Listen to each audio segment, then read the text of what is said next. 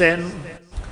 Come now therefore, and I will send thee unto Pharaoh, that thou mayest bring forth my people, the children of Israel, out of Egypt.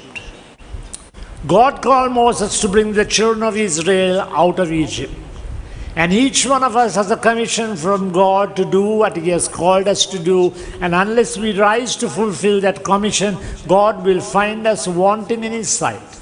I thank God for Moses, because the word Moses, broken up, is M is for my, O is for own, S is for self, E is for ever, S is for surrendered. My own self ever surrendered. I want each of you today, this morning, to surrender your whole self to God. To know that when you surrender yourself to God, God will do a thing with you that will be marvelous to behold, and you will wonder, how did this happen? But the answer is, because I surrendered myself to God. And Moses said unto God, Behold, when I come unto the children of Israel, and shall say unto them, The God of your forefathers hath sent me unto you, they shall say unto me, What is thy name? And what shall I say unto them? Moses was a good lawyer. He said, When I go to your people Israel, and they tell me, or I tell them that you have sent me, they will ask me, What is his name, this God that you are talking? And God, being the God of the supernatural, He says in the next verse, as nobody except God could say. And Moses said unto God, Behold, when I come unto the children, when they ask me, What is his name? Verse 14, tell them, I am has sent me unto you.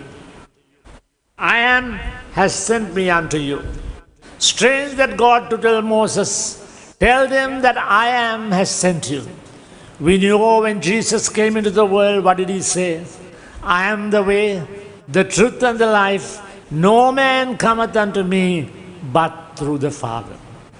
So today, when Moses went and told the children of Israel, I am has sent me, they accepted it, not easily.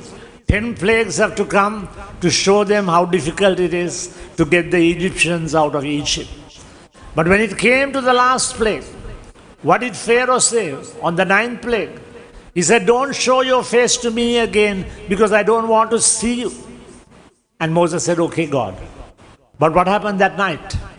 When the firstborn was being killed in every home, including Pharaoh, Pharaoh sent for Moses in the night. And he says, Get out of this land tonight, because I don't want any more children in my country killed. And what did Moses say? He said, It shall so be. And he decided to walk out of Egypt and take the children of Israel out of the land of Egypt to the promised land that God had kept for them. You know, when you look at the Bible, I wonder you ever thought how difficult it is for God to write this book. In the early part of the Bible, we find that God is called the God of Abraham. That's in Genesis. We are now in Exodus. But how did the God of Abraham become the God of Isaac? Time had to pass. And when Abraham was almost 85 years old, Abraham sends for Eliezer. And he says, Go and find a bride for my son Isaac. But find him from the land that I send you and to no one else. So he goes. Praise God, he finds the bride. What is her name? Her name is Rebecca. The most beautiful love story in the Bible, more beautiful than Romeo and Juliet, is in 80 verses of the Bible, where we find Eliezer bringing Rebecca back to Isaac. And Isaac there is sitting in the tent at eventide. And when he spies the camels coming, he knows my bride is coming, and he goes out to meet the bride. And what a beautiful, beautiful bride he was. Then what happens? We have to progress on, because God is the God in the Old Testament, the God of Abraham, the God of Isaac, and the God of Jacob. Jacob is not yet born in this story. Now what happens to Isaac and Rebekah? They have 2 children.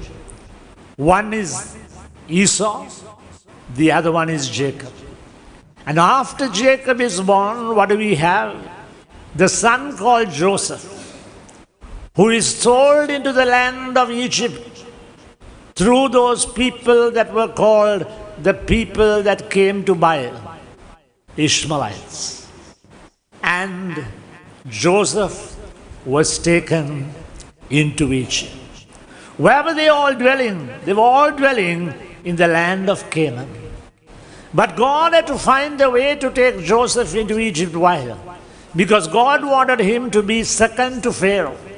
Whenever Joseph went in the chariot behind Pharaoh, what was the command? Bow the knee, bow the knee, bow the knee to Joseph. Why did God do that?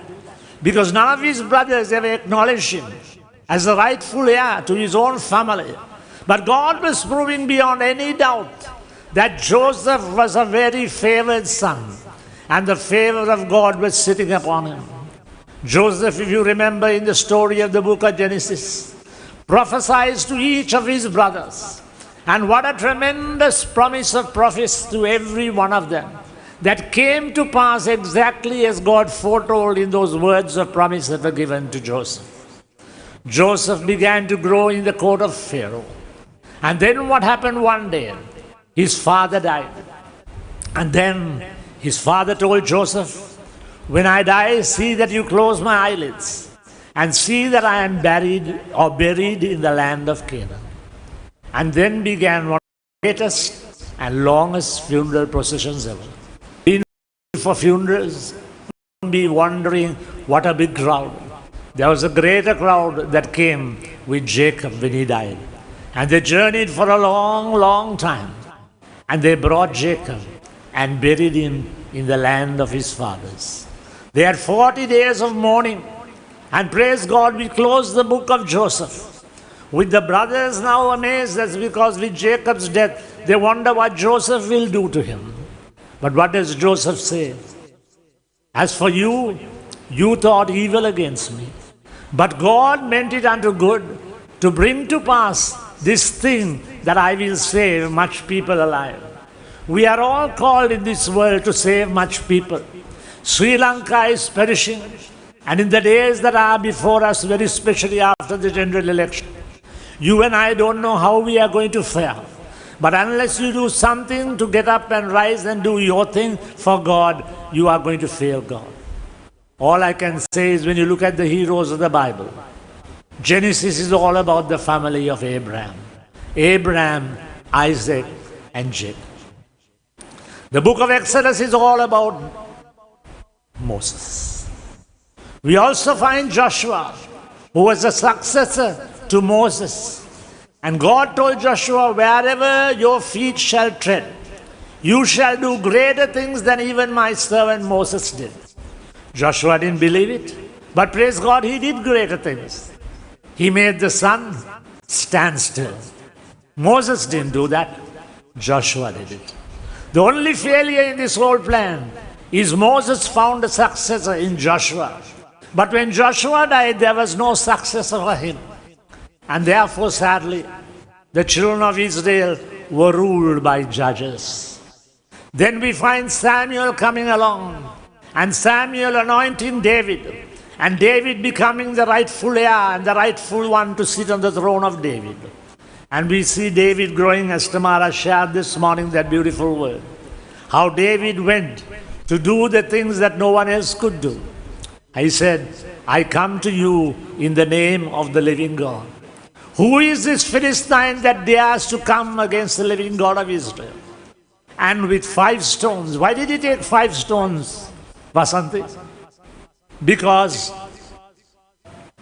Goliath had 4 other brothers. So in case they came, he would pull out the other 4 stones and drop down one by one as he did Goliath. As Tamara told you, David didn't kill Goliath with his own sword. With the stone that he flung, 1 stone, it struck him on his head. He fell to the ground.